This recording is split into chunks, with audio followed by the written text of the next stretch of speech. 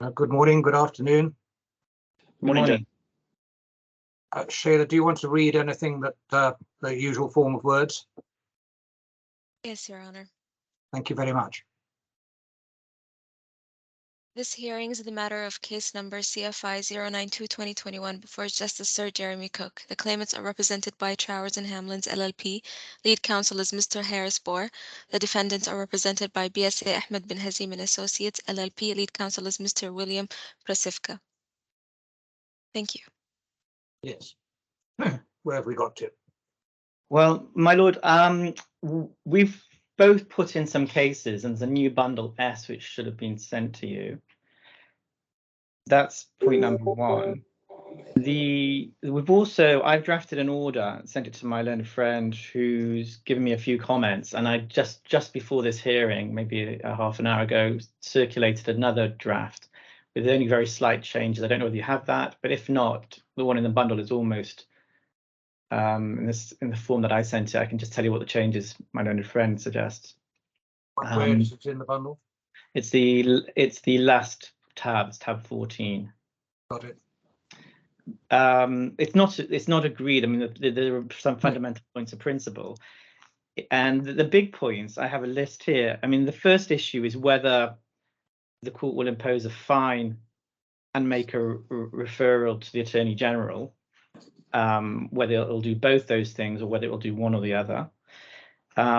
There's another issue which we've suggested, and that is to put in a suspension in relation to the referral, because actually what my clients desire is compliance. They want protection. So we've put in a provision for that, which should be helpful to the defendants, and it's helpful to us too. Then there's the issue of the amount of the fine. And then there's a few issues in relation to timing and the like. So those are the sort of three issues. In other words, fine, stroke, referral, whether to do it immediately or suspend, and then the amount of any fine. And with your permission, I can take you to a few of the authorities which help you, not, I should say, in relation to the amount of the fine. I think it's quite unclear in terms of the amount. In other words, I've not been able to, and I don't think my learned friend has, to be able to find guidance as to the amount of any fine. Oh, sorry, I have. Oh, okay. Okay. I will respond to your application, I assume. Fair enough. Fair enough. Yeah. So. Understood. So, I mean, I can take you to the authorities that I found at any rate, and there may be some gaps that Mr. Prasivka will be able to fill. Yes. So we have the Uzans, an Uzan case at tab 1. And the relevant paragraphs here is paragraph 25 would be the starting paragraph.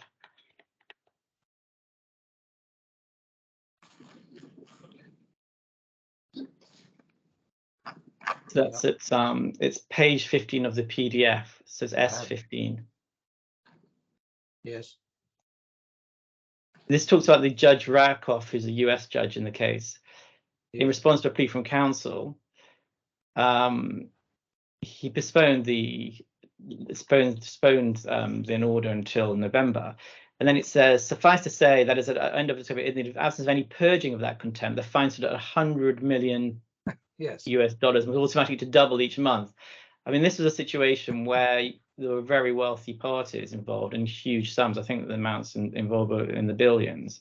But nevertheless, you can see. Obviously, that's American law. Obviously, that's not English law. Yes. Yeah, I mean, you can't get much from this other than the fact that the English court was, well, just simply noted that. More helpful, perhaps, is the statement of paragraph 30. Yes. Which, I mean, this is a case of a breach of a freezing order and disclosure orders, where the court says categorize the conduct of the first and fourth offence as a cynical and calculated contempt of court. A fine would not be an effective sanction. And then one goes to 75. 75. Paragraph 75. Yeah. Find the page reference. All right, I'll get there.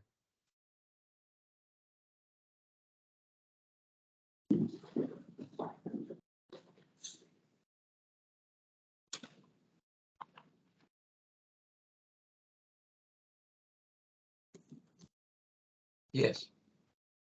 I mean, this now deals with sentences. This is probably the most helpful section. Yeah. And with the first point to note is the first few sentences of paragraph 75. I don't regard fines as appropriate, quite apart, given the first 4 defendants' exceptional wealth. So there's a reference there to the 100 million. It's too serious for that. Imagine I would be failing in my duty if I imposed any penalty other than an immediate and substantial term of imprisonment. And there's the reference to Court of Appeal Authority, Golden Portfolio. You may just want to read what Lord Justice Leggett said.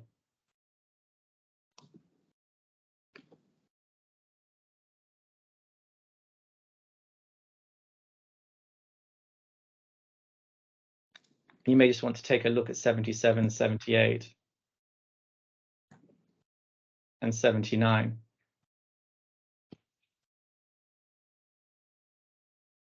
Yes, well, all of that is makes good sense. Yes. But doesn't help in the particularity, does it? No, it doesn't help the particularity. The other thing just to note is that if you go to the Aldridge tab 5, will just confirm what you undoubtedly know already, and that is that you can impose a fine and a custodial sentence. And which is, generally thought to be contrary to principle in the criminal context. I remember once doing it as an assistant recorder, and the Court of Appeal saying, no, you mustn't do that sort of thing. Right, okay. But then it says, I mean, the Aldridge says it has long been established that the courts may impose fines for criminal contempt, either or without sentences of imprisonment. Yes. And then there's some old cases there. And actually now the CPR, there's one page that I found, if you look at it's tab 9, which has the white book has a note of custodial sentence combined with a fine. Right. There's a reference there to a case which I haven't brought, phonographic performance. Yes, thank you. Which suggests this can be done in the English context. I can take you to more authorities. The Solodchenko. The question, in a sense, though, is always what is really going to be the most effective. Yes. And indeed, as I was thinking about it last night, the question crossed my mind as to a suspensive order, on the basis that what this court really wants, and indeed what the claimant seeks, is compliance. Yes. Well, maybe it's time before Mr. Prasivka gives you his view. If you look at tab 14, unless you have the latest order that was circulated, I mean, this is almost in the same form, but if you'll get at least a sense of where we're coming from. Yeah. And you'll see how we've planned it out without putting any figures in, of course, because that's not for us. No. So it's page 154 of the PDF, S154.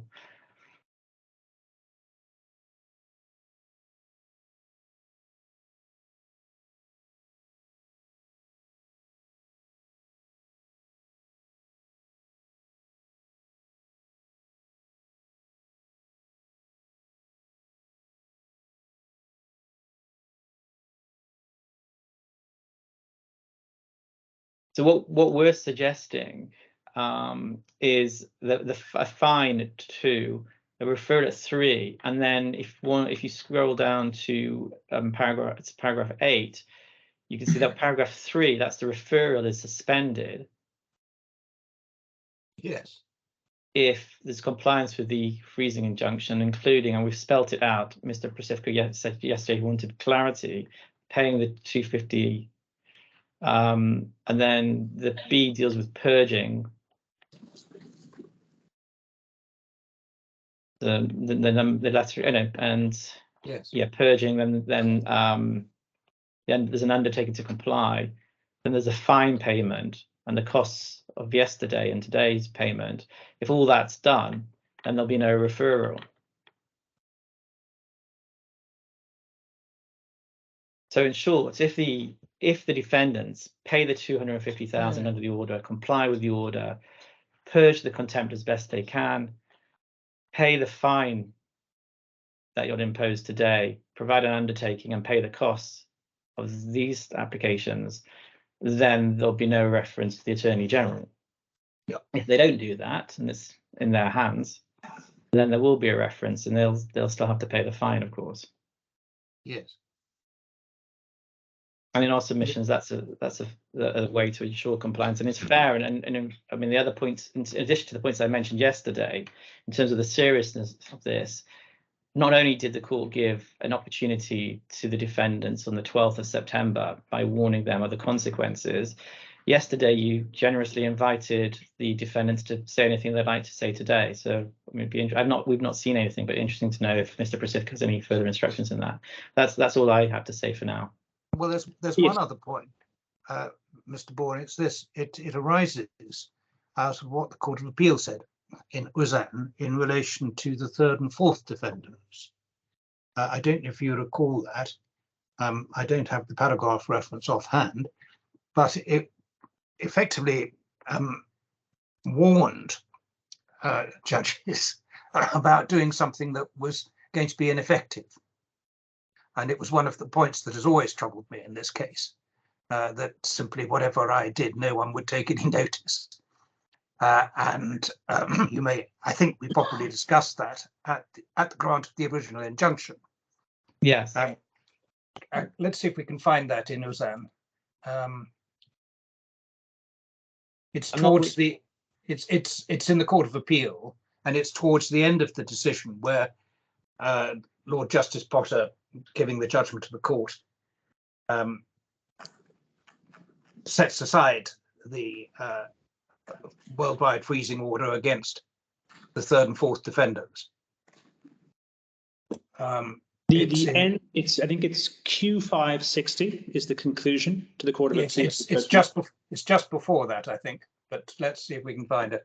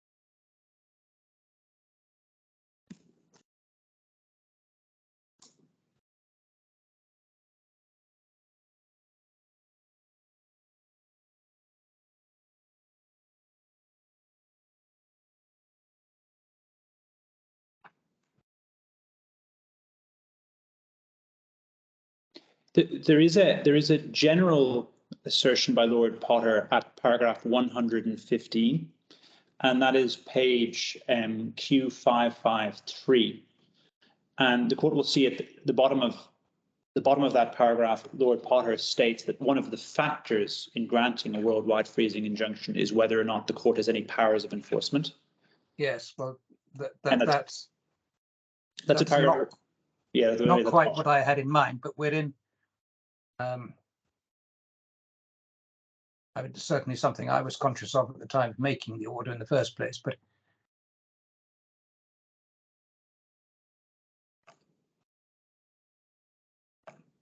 there's a later reference.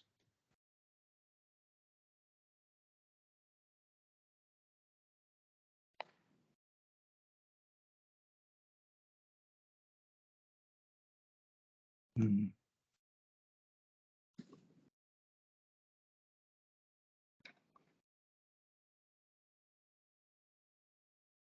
A 116, there's some reference to effectiveness.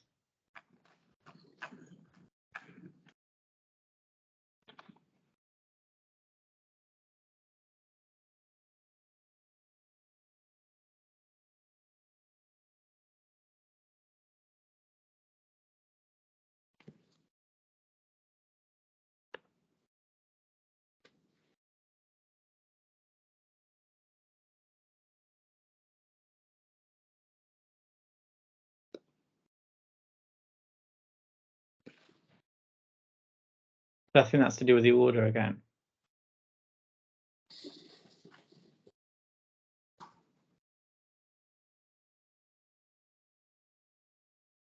Yes, it was paragraph 125, but you're right. This is in the context of making the original order.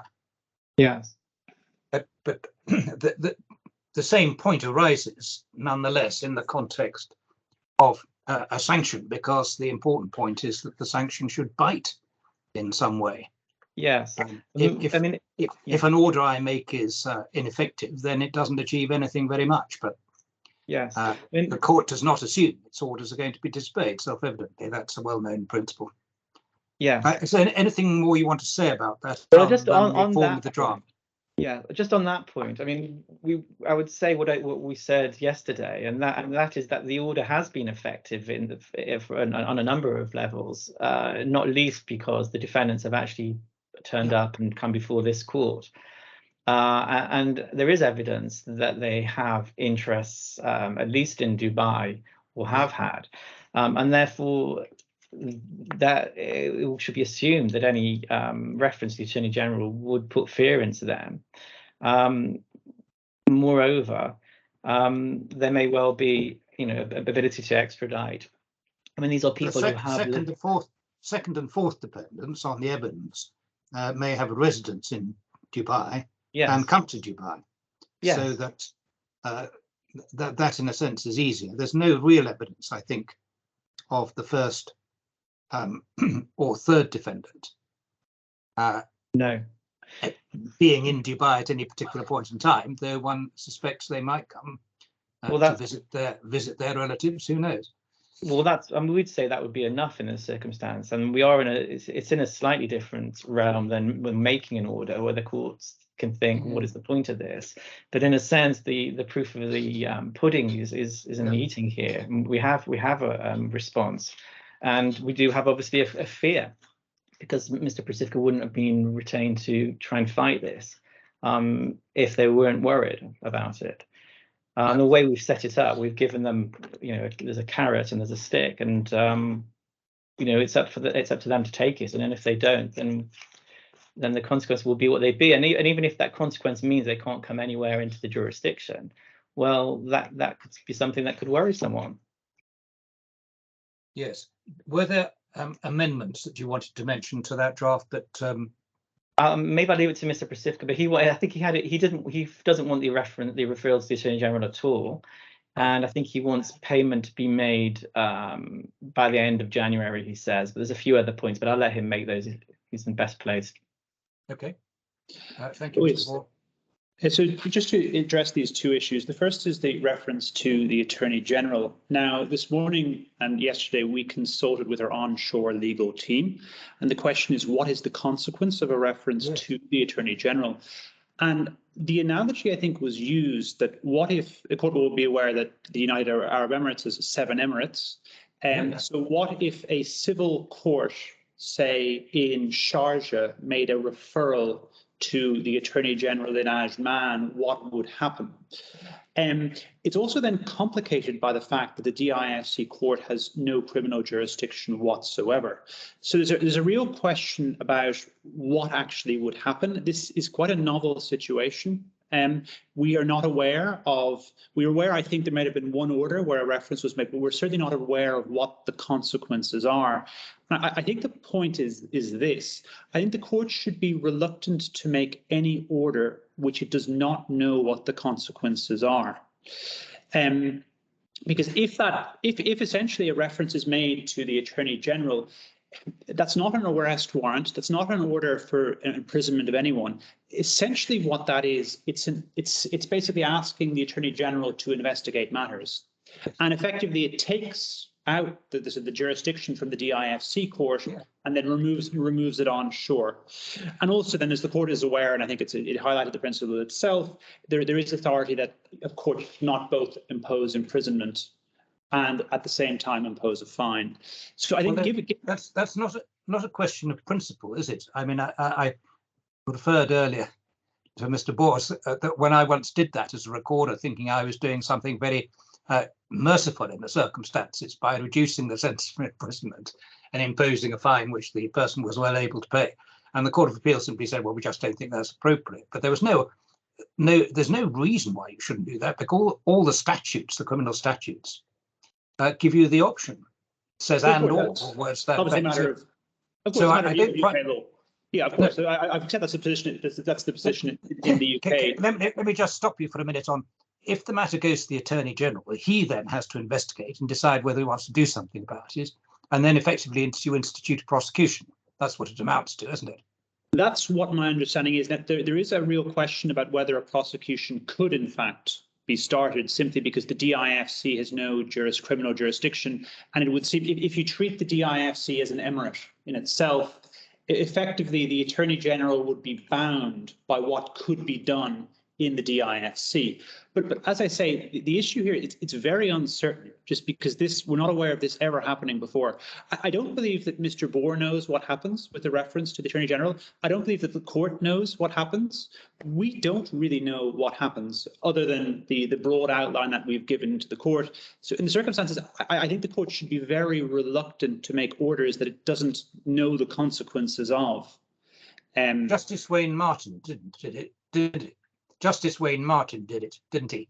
In the La Emirate ENBD against one of the cases I've been involved in. There is, in one of the cases, I can find it for the court, but in one of the cases, certainly I'm aware of, there is a reference to the Attorney General, but which is quite recent. Quite recent, but we don't exactly. It's quite recent, and again, so we don't really know what the consequences are. So, in those circumstances, I would ask the court not to make a reference to the Attorney General for that reason. The one other thing I would just say, and I think I didn't make this point yesterday, is that yes, our application to vacate post-dated the application for contempt, but if I got the timing correct, it only post-dated it by approximately a week or 2 weeks. So the defendants had formed the intention to file the application well in advance of the contempt application being issued. So then the next issue gets into the level of fine, and what is the level of fine? Now, the general proposition in the United Kingdom is that fines for contempt of court are quite low. In that respect, I might draw the court's attention to the decision in Macmillan Printers. It's only the report from the Times, but that's at S136. So it's not the full judgment, but it's just the case digest. But what essentially happened here, firstly, this is authority for the proposition that fines should not be joint and several. They have to be individual, obviously, as they are effectively a criminal penalty, or at least equivalent to criminal penalty. And the court will see that in this case, the Court of Appeal reduced a fine that was £25,000 to £10,000. And likewise reduced another fine that was £25,000 to £2,000. There is then another case, which is Chief Legal Ombudsman and Yari, and that's at S96.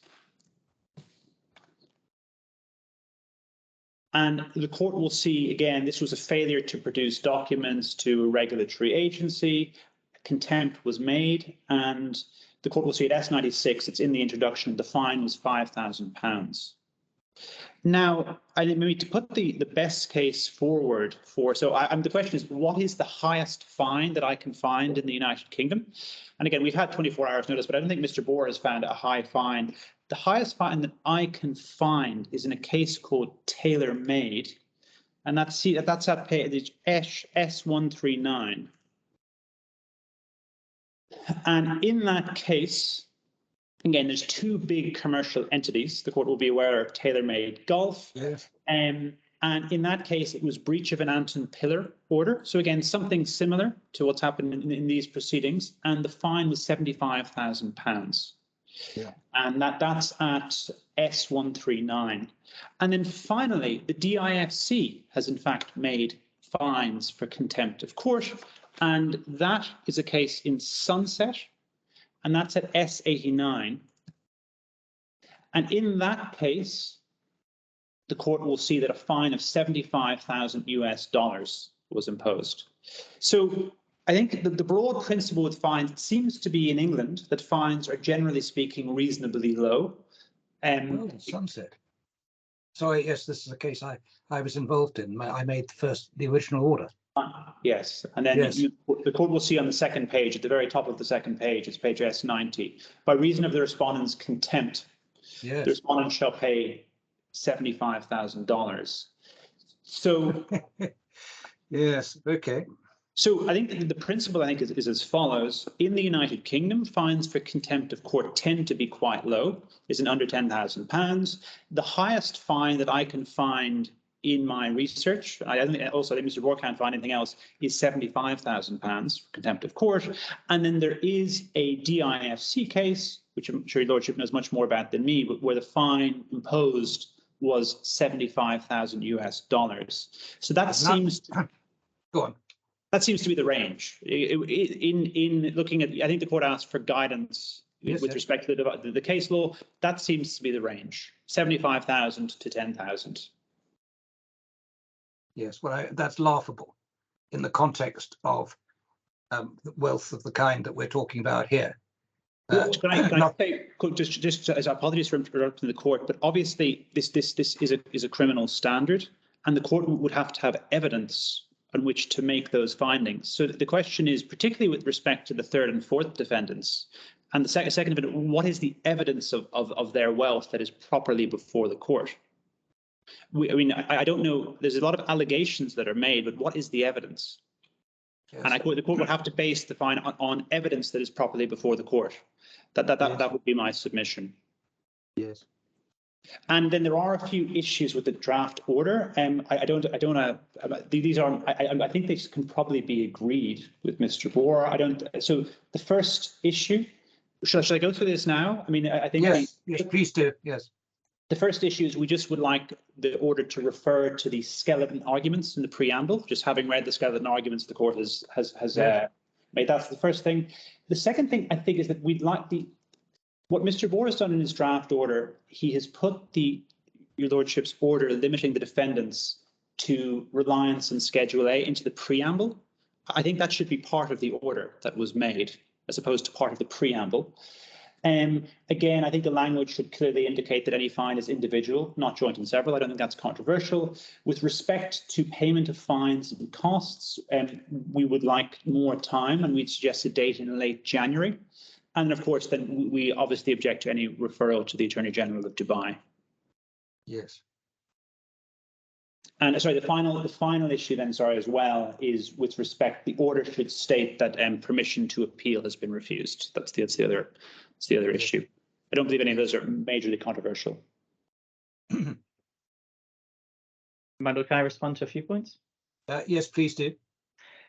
In terms of reference to the Attorney General, well, that's provided for in the RDs in the rules of the Dubai court. And indeed, it has been done recently. The case of Latif is one example where paragraph 156, you can see that each contempt and contemner will be referred to the Attorney General of Dubai for consideration. It was also the case, there was also a referral in Gulf Wings, which you can find at S49. There's also the Lidhan case, which is at S52, where the referral is made. So there's been a fair number of these in quite recent times. We say the court shouldn't hesitate. It has the power to do that. It's been given for a reason. And we say the court shouldn't hesitate, particularly in light of the Uzan case that I took you to, where imprisonment is considered to be the right penalty for these kind of contempts.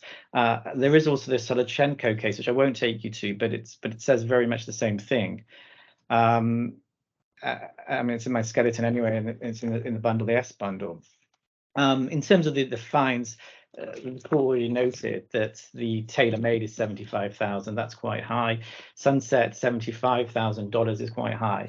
But the point of this case is not only is there evidence of great wealth of at least some of the defendants, but the defendants are in contempt. If they'd complied, we would know exactly what their wealth is. In other words, it's the same point that has been made previously. They can't hide behind their own failure to provide information about their assets. So, I mean, that's the point in relation to that. In terms of the order, the Schedule A is referenced both in the preamble now and in the context of the order itself. The appeal is already in there. There's paragraph 5, it's already dealt with. So it really is just a decision for the court whether to refer and make a fine and how the suspension would work and the dates for payment. And we don't contest the joint and several point, although we do say that until all the defendants have made, then the payment, then the suspension shouldn't take effect.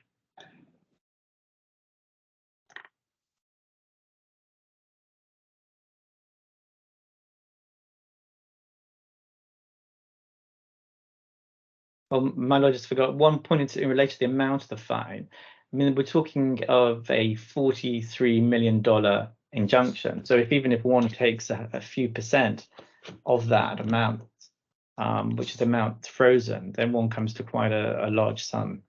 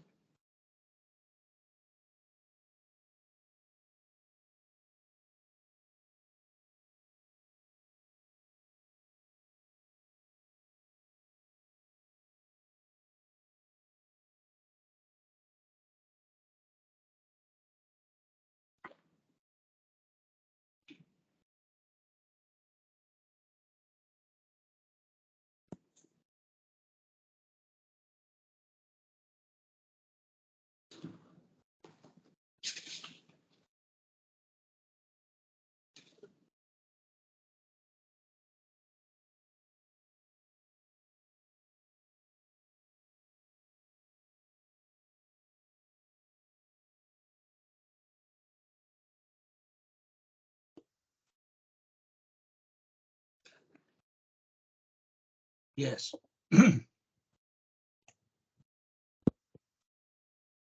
On the other detailed points on the order that Mr. Pasifka made, I take it there's no real issue about what goes in. He's right about what should go in the preamble and what should go in the body of the order. Well, I put it. Yes, I put it in both. Oh, did you? Yeah, in the latest one, which I'm not sure you've seen. As I said, I sent it just before the hearing. I've made reference to the skeleton upon the court considering the claimant's skeleton argument and the defendant's skeleton argument containing Schedule A, and then I've referenced Schedule A in the actual orders themselves. I put in brackets for the sake of clarification the obligation to pay such fine as individual, not several, at paragraph 2, which we don't have objections to. Although we do say that in terms of the suspension, for that to work, all the defendants would have to pay. And then the dates. I mean, we don't think we should be waiting till the end of January, but the court may want to. Understand that the court may want to be flexible in relation to the 7th of December date that we put in. That's 2 weeks. The court may want to be slightly more generous, but we don't think it should be much more generous than that. Maybe 3 weeks. I can't remember the other points. Let me just check.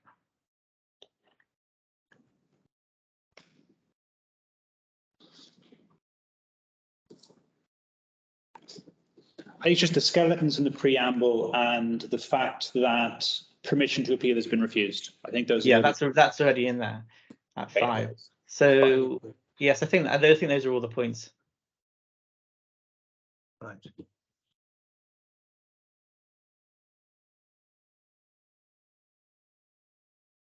bear with me a moment.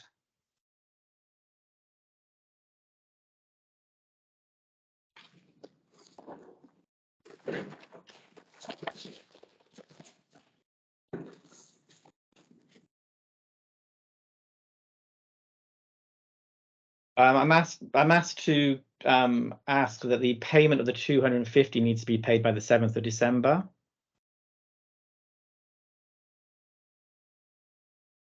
And I've also been asked to ask whether we can have a line to be added to the order that the WFO is granted on a final basis, as that will help in enforcement overseas. I don't know what that means.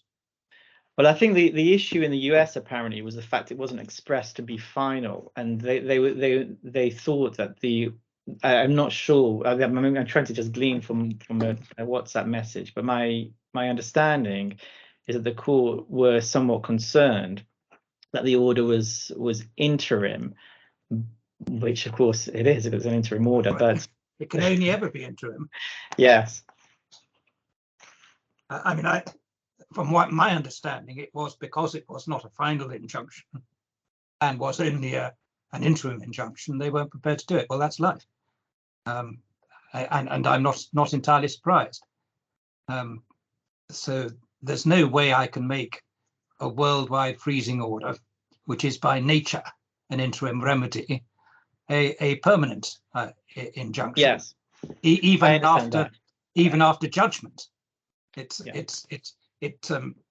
All it does is secure the position until the judgment is satisfied. Absolutely, and the courts have made that very clear. I understand that. Thank you.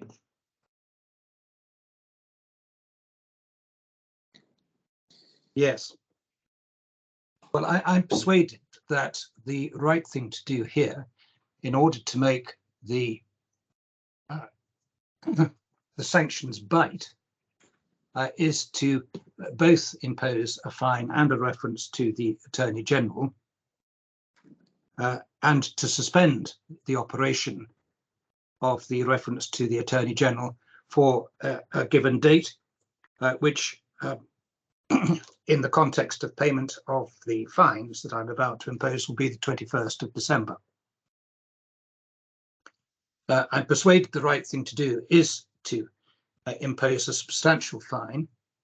I have been referred to a number of authorities as to levels of fine, but many of those cases are cases which took place some 20 to 30 years ago, when the value of money was very different, and where the contemnors were individuals of considerably less wealth than those who are involved here. I have been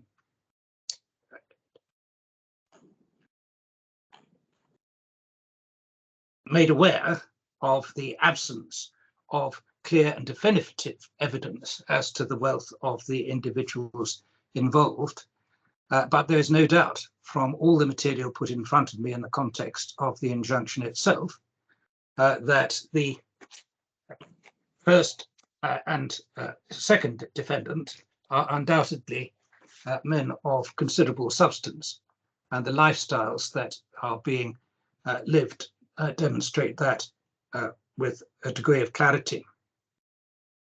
A distinction must, it seems to me, inevitably be drawn between the various defendants, and on the evidence, it is plain to me that it is the first and second defendant who are those who are making the relevant decisions, and those who are therefore most culpable, and in the nature of the culture from which they come, those who therefore are likely to have both the greatest wealth and the ability to control the wealth that is at the disposal of the family.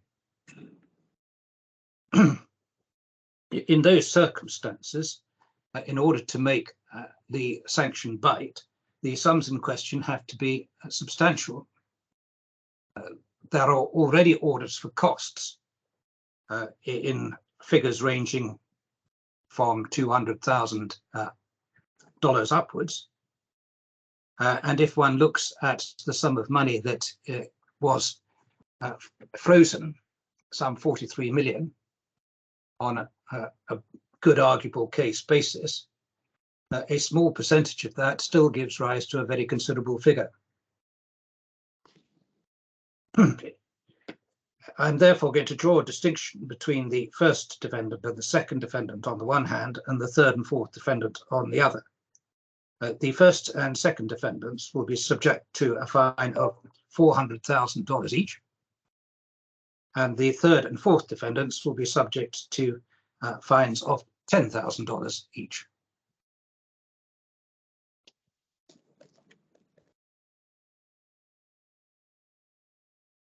In relation to the time by which those fines are to be paid, I will say 21st December 2022, which is effectively a month from now.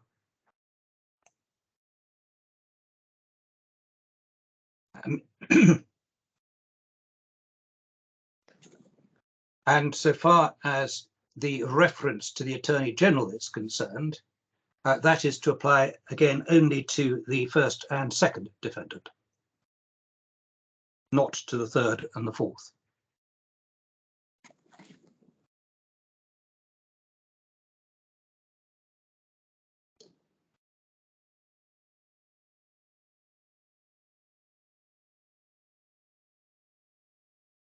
And turning then to paragraph 8 of the draft order, which is that the committal order will be suspended if by, and that needs then to specify a different date for the payment of the fines, which are substantial, to the 21st of December, but the 7th of December in relation to the costs and other matters referred to in what is currently subparagraph B, in other words, compliance with the disclosure obligations.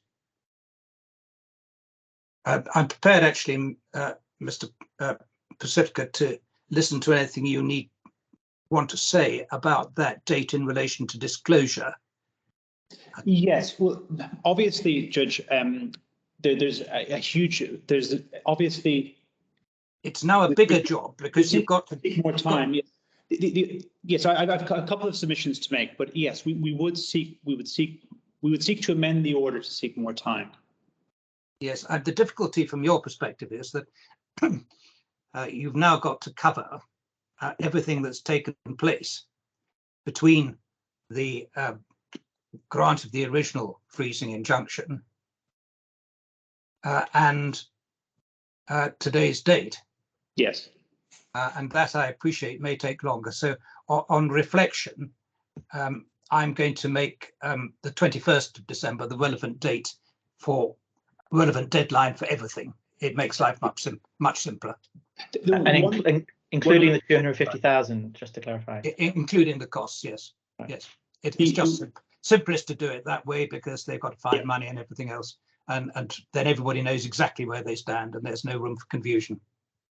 And one just minor issue, I think that the court intends the referral to the Attorney General to have some sort of effect on my clients. So my understanding is effectively there will be no reference to the Attorney General until the 21st of December. And then if we don't comply with that, then there will be a reference. Because the word suspension, maybe the wording of paragraph 8 and paragraph 3 might need to just be reworded just to reflect that there won't be a referral now. There will be a referral after the 21st of December if we do not do this. Well, I think it's clear, isn't it? Because paragraph 3 is suspended and paragraph 3 refers to the defendant being referred to. So that doesn't take place until the 21st of December, and the question whether or not there's been compliance. Yes, I think given there is some contention with the parties, perhaps we could just make that very clear in the order with wording, because I can see. You want to suggest some words? Yes, perhaps I can do that in writing with Mr. Bohr. I think we understand the principle that there's no referral now. Maybe if you say paragraph 3 of this order will only be effective. Yeah, perhaps it might be easiest to do it in writing and then to view the order as a whole as opposed to do it now. But I think we more or less agree as to what the order should say, or at least we're at addendum as to what the order should say. Well, why don't you see if you can agree that and then come back to me? Yeah, I don't come think back to me with a draft. And if there's a problem on drafting, you can give me your form of words. But the principle is clear, I think. Yes, so which is that there will be no referral until the 21st of December to see whether or not there's been compliance in the meantime. Yes. Including payment of the fines. And I should just say, because I meant to say it in the context of the submissions made about the unknown feature, so to speak, of reference to the Attorney General. What is noticeable in the cases that where this has taken place is that in each, certainly 2 out of the 3 or 4 cases that are referred to, it has been the Emirati judges who've made the necessary reference to the Attorney General, who could be taken therefore to understand how this is likely to work in a manner that perhaps international judges don't. But at all events, that is the sanction that is provided for in the rules, and the court must have confidence in the system that is imposed by those rules. So that's just by way of rationale for what I'm doing. Just a matter of clarification. So the 21st of December is the date for disclosure, payment of all costs, and payment of fines. Yes, it's the deadline for everything, to make it nice and simple, and gives your clients every opportunity to do what they ought to do and comply with the orders. Yeah, so perhaps Mr. Bohr would forward me an updated copy of the draft order, and I can then hopefully approve it, and then perhaps it could be issued if that is. Yes. I mean, it'll need to come to me for approval. Of course, yeah. Mr. Bohr, are you clear about the drafting? Yes, I think that's very clear. Thank you. Right.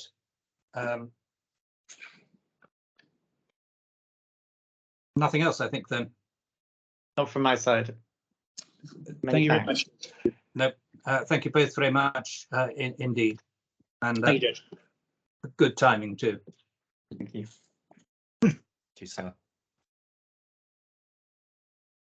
Again, if you'll leave, I'll just have a quick word with you.